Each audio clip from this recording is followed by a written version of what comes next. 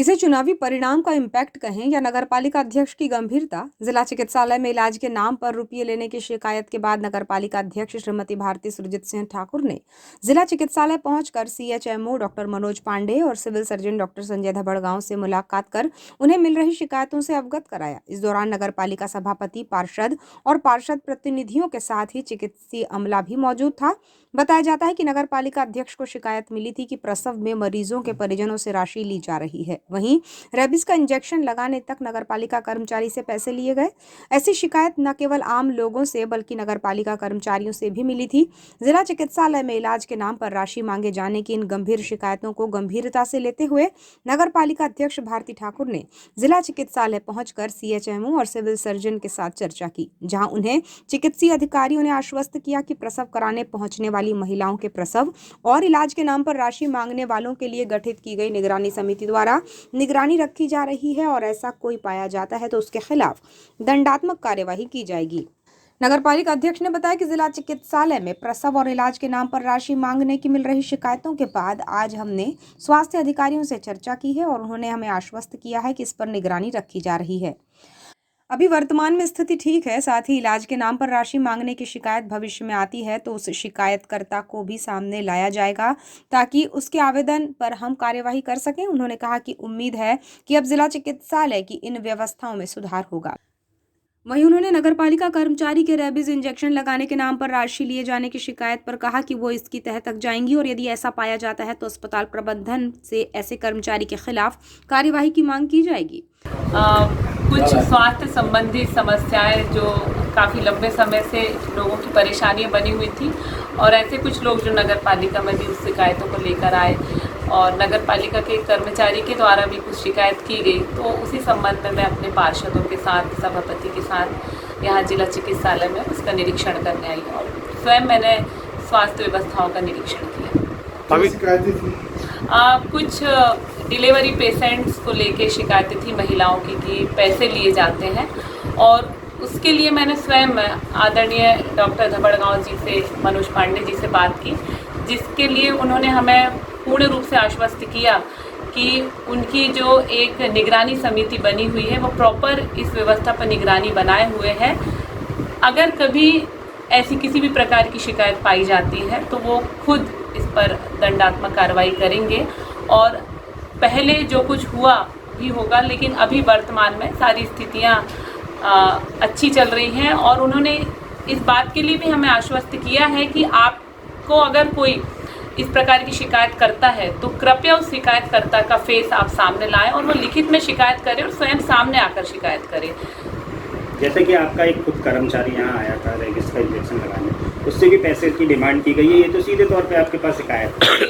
लेकिन इस शिकायत का वो खंडन कर रहे हैं कि ऐसी किसी भी प्रकार की लापरवाही हमारे अस्पताल के किसी भी कर्मचारी के द्वारा नहीं की गई है और चूंकि शिकायतकर्ता अभी साथ में नहीं आया था तो हम भी बहुत उसका एक डिटेल में सारी बातें नहीं कर पाए। लेकिन मैं इसका पूरी तह तक जाऊंगी और अपने कर्मचारी से इस विषय पर पूरी डिटेल में बात करूंगी। अगर किसी भी प्रकार की इसमें लापरवाही बरती गई है और उसकी बातें अगर सही हैं तो मैं फिर इस बात को आगे तक ले जाऊंगी। अस्पताल की शिकायतों पर चुनावी परिणामों के इम्पैक्ट पर उनका कहना था कि ऐसा नहीं है। वो समय समय पर यहाँ आती रही हैं और शहर के लोग मेरे परिवार के सदस्य जैसे हैं। उनकी समस्या मेरी समस्या है और यदि ऐसी समस्या आती है तो वो फिर आएंगी। भाभी 1.5 साल के कार्यकाल में पहली बार अस्पताल ऐसी शिकायत पहुंची? नहीं, पहली बार नहीं, इसके पहले भी मैं 1-2 बार आई हूँ देखने मिलने। हाँ, ये बात और है कि उस समय आप लोग साथ में नहीं थे, मैं अपनी सिर्फ पार्षद सभापति की टीम के साथ आई थी। ये तो नहीं माना जाए कि विधानसभा हार गए तो आप लोग गंभीरता से ले रहे हैं शहर को? ऐसा कुछ नहीं है भैया, देखिए हमारा अपना शहर है, शहर की हर संस्थाएं हमारी हैं और मैं शहर को शहर नहीं मानती, शहर मेरा अपना परिवार है और शहर का हर व्यक्ति मेरा परिवार का सदस्य है। उनकी समस्याएं मेरी खुद की समस्याएं हैं। ये बातें और हैं कि कुछ जगह अगर हम गए हैं और वहाँ प्रेस वाले थे या आप भाई लोग थे तो आपने उस चीज़ को हाईलाइट किया, जहाँ प्रेस वाले नहीं थे तो वो बातें सामने नहीं आई और हमने उसको अपने लेवल तक हल कर लिया। इस पूरे मामले में सिविल सर्जन डॉक्टर संजय धबड़गांव का कहना है कि अस्पताल में लगातार मरीजों से फीडबैक फॉर्म भराए जा रहे हैं और यदि किसी की शिकायत मिलती है तो नोटिस भी जारी किया जा रहा है। इसी तरह की एक शिकायत में एक डॉक्टर को 3 महीनों तक हमने इमरजेंसी ड्यूटी से बाहर रखा था। उन्होंने कहा कि प्रसव या इलाज के नाम पर राशि लिए जाने की शिकायत पर ऐसे लोगों को हम डाटा तैयार कर रहे हैं, जल्द ही उन्हें स्वास्थ्य आयुक्त के पास भेजा जाएगा। रेबीज का इंजेक्शन लगाने के लिए राशि मांगने वाले सवाल के जवाब में उन्होंने बताया कि ऐसा नहीं हो सकता क्योंकि ये इंजेक्शन सर्जिकल में लगता है और ये इंजेक्शन हमारे यहाँ पर्याप्त मात्रा में है। यदि किसी ने बदमाशी की होगी तो इसका पता किया जाएगा। नहीं देखो, अभी तक जो है ना मेरे यहाँ रोज जो है फीडबैक फॉर्म भराए जा रहे हैं और मेरे पास तक अभी तक कोई ऐसी शिकायत नहीं आई है। अगर जरा भी एक भी शिकायत आती है तो मैं तुरंत स्पष्टीकरण और शो कॉज नोटिस डॉक्टरों को दे रहा हूँ। मैंने एक डॉक्टर को सजा के तौर पे 3 महीने तक पूरी इमरजेंसी ड्यूटी से वंचित करके रखा हुआ था। तो कार्यवाही निरंतर जारी है और इनका जितना भी लेखा जोखा मैं इकट्ठा कर रहा हूँ।